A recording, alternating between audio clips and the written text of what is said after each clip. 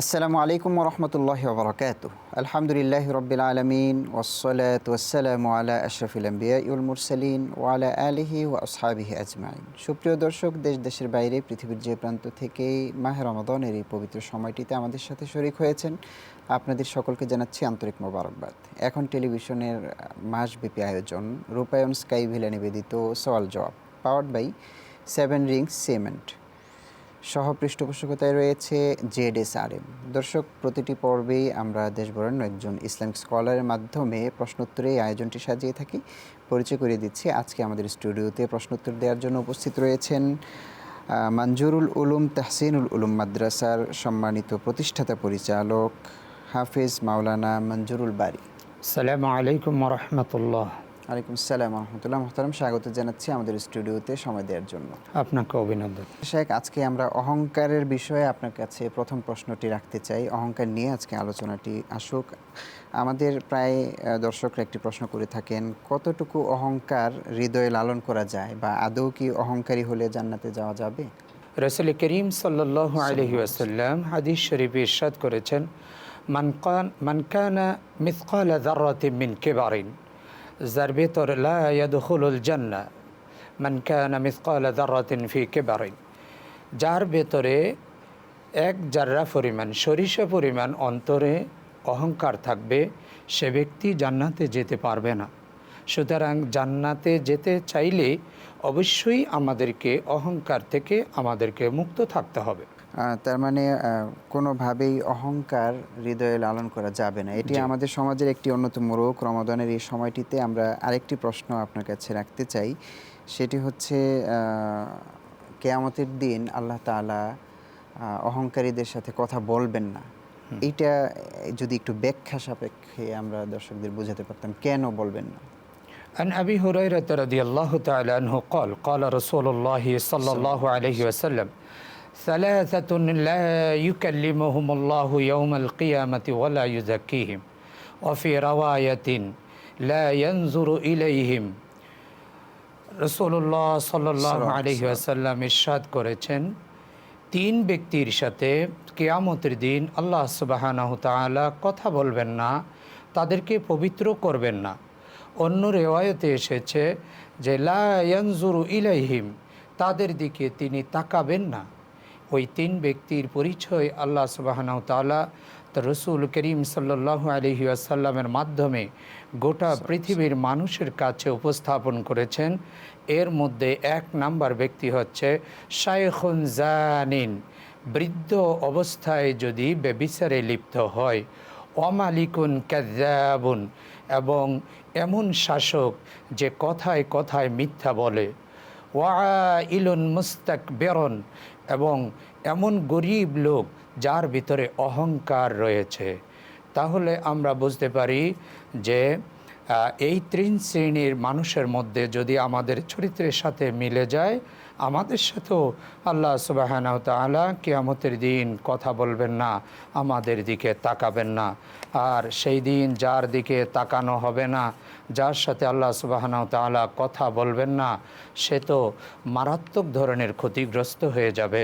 আল্লাহ সুবহানাহু তাআলা আমাদেরকে এই তিন ব্যক্তির এই তিন চরিত্র থেকে হেফাজত করুন। আমরা আল্লাহ সুবহানাহু তাআলার সন্তুষ্ট নিয়ে তার দরবারে পৌঁছতে চাই। আমিন আমিন। আল্লাহ তাআলা আমাদেরকে অহংকার থেকে বাঁচার তৌফিক দান করুন। অহংকার আর গীবত, এই দুটি কি আসলে একই সূত্রে গাঁথা? অহংকার থেকে গীবতের সূত্র হতে পারে। অনেকের ভালো কিছু দেখতে পারে না। সমাজের মধ্যে আমরা দেখতে পাই কারো কোনো ভালো কিছুই অন্যরা সহ্য করতে পারে না, আর সহ্য না করতে পারলে সেক্ষেত্রে গীবতের সূচনা হয়। আর এই গীবতটার সূচনার ক্ষেত্রে বড় ধরনের ভূমিকা রাখে অহংকার। সুতরাং যার ভেতরে অহংকার রয়েছে তার ভেতরে মারাত্মক ধরনের আরেকটা অপরাধ সংগঠিত হয়, তা হচ্ছে গীবত। শেখ, আমাদের একটু বিরতির সময় হলো, আমরা ফিরবো আপনার কাছে কিছুক্ষণের মধ্যে ইনশাআল্লাহ। দর্শক, নিয়ে নিচ্ছি ছোট্ট একটু বিরতি। থাকুন আমাদের সাথেই তাসবিহ ও তাহলিলের মাধ্যমে। সুবহানাল্লাহি ওয়া বিহামদিহি, সুবহানাল্লাহুল আযীম।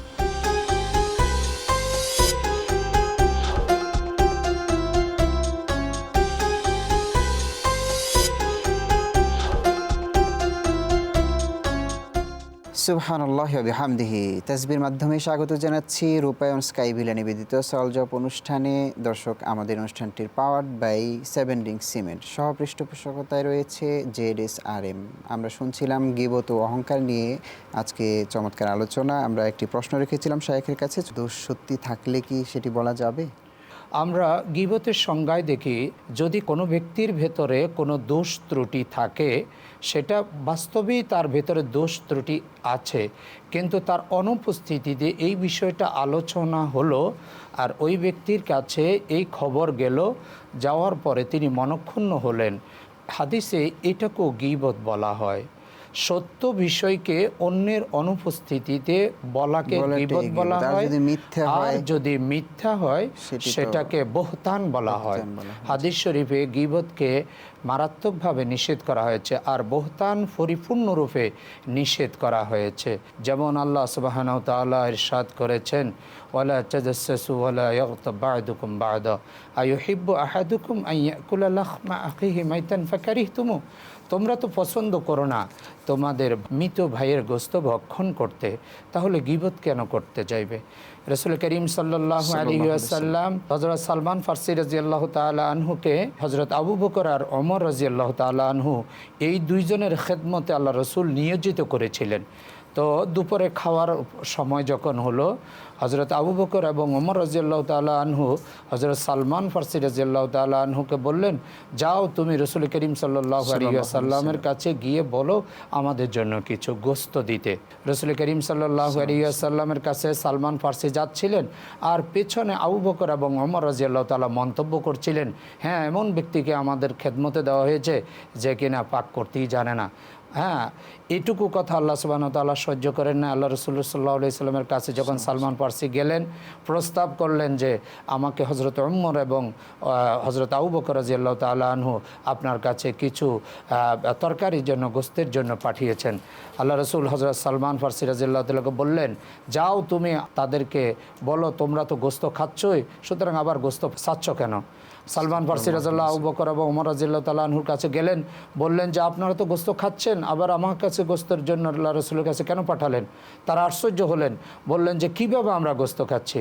খবরটা আল্লাহ রাসূল সাল্লাল্লাহু আলাইহি ওয়াসাল্লামের কাছে আবার পৌঁছানোর পর আল্লাহ রাসূল তাদেরকে ডাকলেন এবং ডেকে বললেন যে তোমরা থুতু নিক্ষেপ করো তো দেখি, তোমরা যে গোশত খেয়েছ তার প্রমাণ আমি দেখেছি। আবু বকর এবং ওমর রাদিয়াল্লাহু তাআলা আনহু যখন থুতু ফেলালেন, সেখানে তারা দেখতে পেলেন যে কাঁচা মাংসের টুকরা তাদের মুখ থেকে ঝরে পড়েছে। রাসূল করিম সাল্লাল্লাহু আলাইহি ওয়াসাল্লাম বুঝাতে চেয়েছিলেন যে কোরআনুল কারীমে যে আয়াত নাজিল হয়েছে, তোমাদের মৃত ভাইয়ের গোশত ভক্ষণ করাকে অপছন্দ করা, এই যে সালমান ফারসির ব্যাপারে মন্তব্য করেছেন, আর এই মন্তব্যের ব্যাপারে কোরআনুল কারীমের এই আয়াতের সাথে সামঞ্জস্য রেখে আল্লাহ তাআলা রাসূলের মুআজিজা এবং আল্লাহর কুদরতকে বিকাশ ঘটালেন এবং বিশ্ববাসীর কাছে গীবতের মারাত্মক পরিণতির উপরে তিনি দৃষ্টান্ত স্থাপন করে দিলেন। অনেক অনেক শুকরিয়া শায়েখ। আসলে সংক্ষিপ্ত এই সময়ে গীবত, অহংকার এই দুটি বিষয় এত ব্যাপক যে আমাদের সমাজে এটি একটি মহামারী আকারেই বলা চলে, চর্চা হয়। অহংকার এবং গীবত করা অনেক বিষয় রয়েছে, অনেক প্রাসঙ্গিক সমাজের প্রশ্ন রয়েছে। আমরা সামনের কোনো পর্বে ইনশাআল্লাহ আপনাকে নিয়ে আবার আলোচনার চেষ্টা করব। আজকে বিদায় নিয়ে নিতে হচ্ছে শেখ। শুকরান, জাযাকাল্লাহ। জি, বারাকাল্লাহু আলাইনা ওয়া লাকুম। দর্শক, আপনারা দেখছিলেন রূপায়ণ স্কাইভিলা নিবেদিত সওয়াল জবাব অনুষ্ঠান, পাওয়ার্ড বাই 7 রিং সিমেন্ট, আমাদের সহ পৃষ্ঠপোষকতায় ZSRM।